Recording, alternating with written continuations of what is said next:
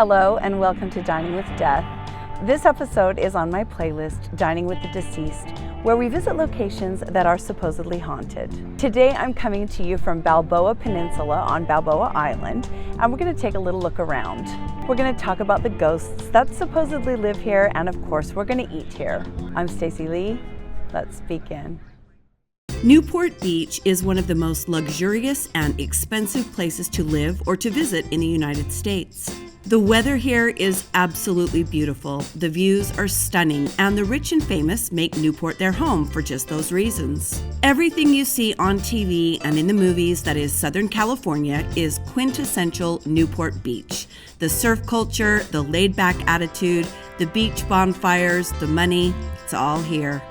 Part of Newport Beach is an area called Balboa Island, which is a very quaint little community on a built-up landmass, covered in immaculate little bungalows and adorable shops. It's surrounded by marina, and many of the people who live here own a boat tied up out back of their home. It's such a cute little spot, something you would see in a movie. In fact, if you've followed the recent true crime story Dirty John about the con man who posed as a doctor, that all took place right here. On the very edge of the Newport Beach Balboa area is what is known as Balboa Peninsula, and on it is Newport Pier. The pier sits on Newport Beach and is one of the most popular destinations in all of Orange County. Originally, the pier was called Mcfadden Wharf, and that opened in the summer of 1888 and served as a shipping connection for lumber and other merchandise. Back then, the pier was actually connected to the railway and looked like this. It was considered a real feat of engineering at the time and made delivery and distribution of products much easier for sailors and merchants alike. Mcfadden Wharf was purchased by the city of Newport and remodeled in 1922, but was then destroyed by a hurricane in 1939. The city rebuilt the pier, and in 1940, Newport Pier reopened. Over the years, shops and restaurants have popped up, first to serve the seamen and the merchants, and then to serve the tourists. It's easy to get a little confused about this area because we're in Newport Beach, but we're also on Balboa Peninsula, which is not the same as Balboa Island. They're all part of the same area, but they are in fact different places. Newport Pier has soft, sandy beaches where surfers, swimmers, and sunbathers gather to enjoy the ocean and the sunshine. You'll see plenty of pelicans and seagulls year-round here, and the weather is mild enough to enjoy the beach almost 365 days a year if you're willing to brave the winter chill of California. Newport Pier is famous for its fishing. I've never been here when I don't see lots and lots of people fishing off the pier. It's a municipal area, so you can fish with a very easy-to-obtain permit, and people love to come here and set up their poles. There is a 5-mile stretch of beach to walk and plenty to do on the boardwalk. You can rollerblade or skate, you can bike, you can surf, and if you don't have your own equipment, there are places to rent it when you get here. It's such a popular place that it's difficult to find a place to park. Like I said, it's kind of triangular in shape, and most of the landmass is taken up by shops and park and beach. So if you can take an Uber or a cab, that's usually the way to go, as you might not be able to find anywhere to park. I love these little shops, some of which have been here for decades.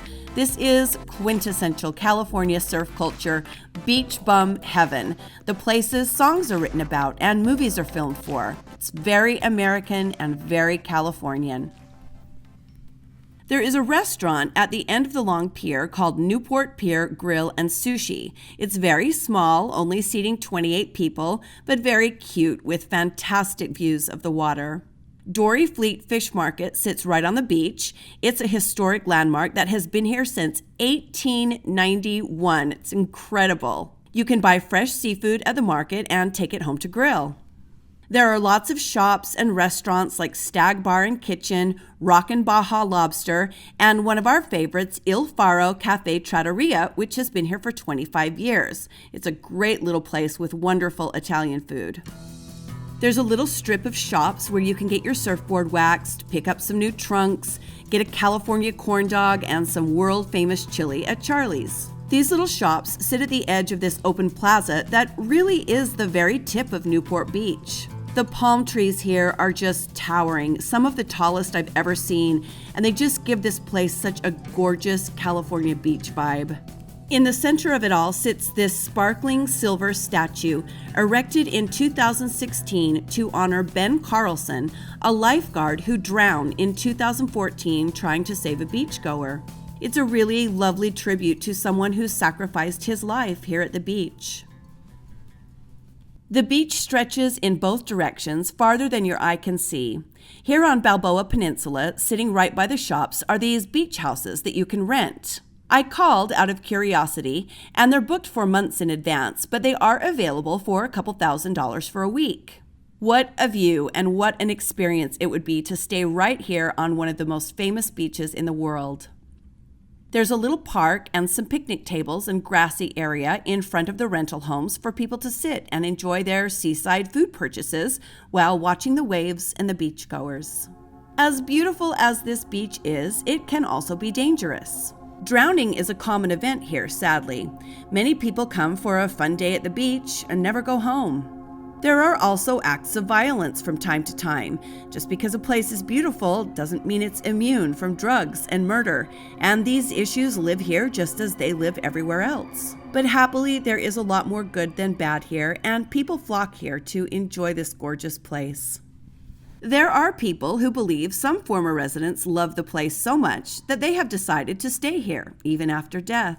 Among the most famous ghosts is John Wayne.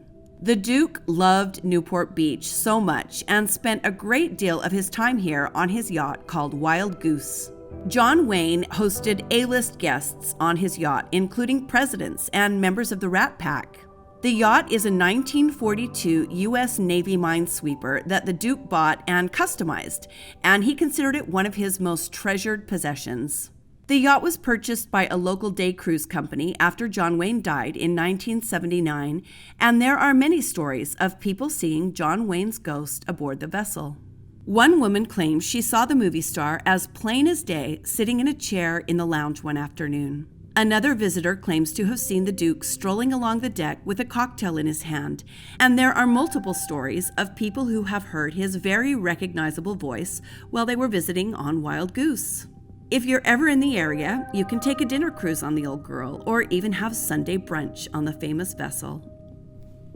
John Wayne isn't the only ghost said to haunt this famous location. A woman named Candace reports that while renting a beach house here, she and her family experienced some very scary happenings. She claims that one night, the crystal doorknobs in all of the bedrooms were shaking and turning throughout the night, and when the people in the home went to open the doors they were attached to, there was no one on the other side. Candace claims that her house guests all had similar dreams of a brown-haired woman standing in an upstairs window begging them for help.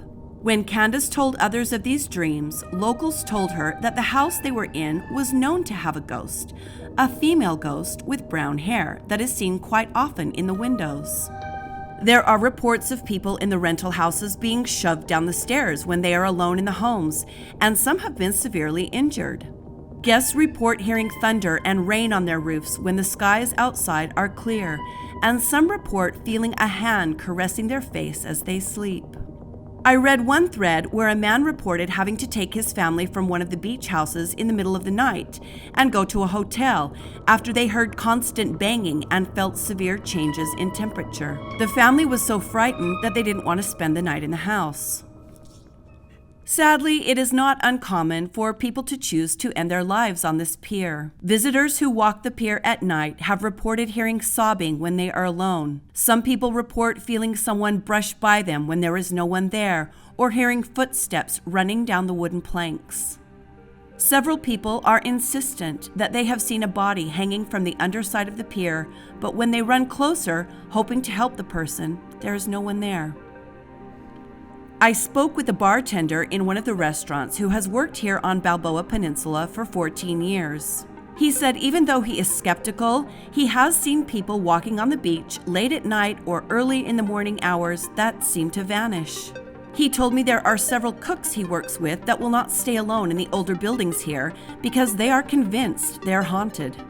He said one night a couple came running into the restaurant after closing time, claiming there was a woman crying on the beach that had then walked out into the water and disappeared.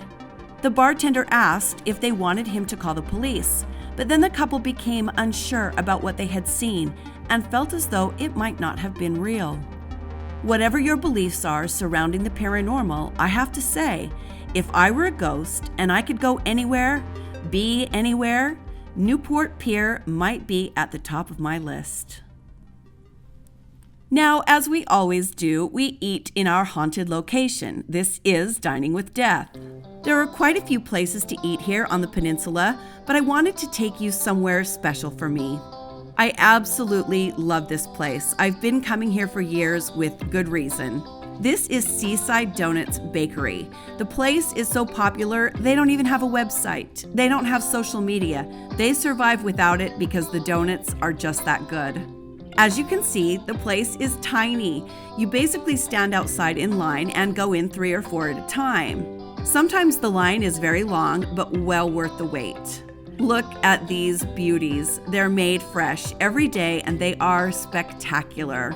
Baked goods are a real treat for me. I'm mainly gluten-free, so when I eat baked goods, I want them to be great, and these are the best. The donuts have that old school bakery taste to them. You know what I mean. That taste that comes from lard and old machinery and a skilled hand. They're crisp on the outside and moist and tender on the inside. Everything you want in a donut. Seaside also has a full menu of boba and teas, and this honeydew boba was delicious. We sat and enjoyed our fantastic treats here in this little park on this gorgeous beach, and as the ocean air blew past me and the sun kissed my cheeks, it was not hard to imagine why so many former residents and visitors have apparently decided to make this their forever home. Thank you for joining me today on Dining with Death, Dining with the Deceased. Like the video if you liked the video, and subscribe to my channel if you'd like to support me. You can also support me by joining my Patreon. Stay safe and be kind to each other, and I'll see you next time on Dining with Death. Bye.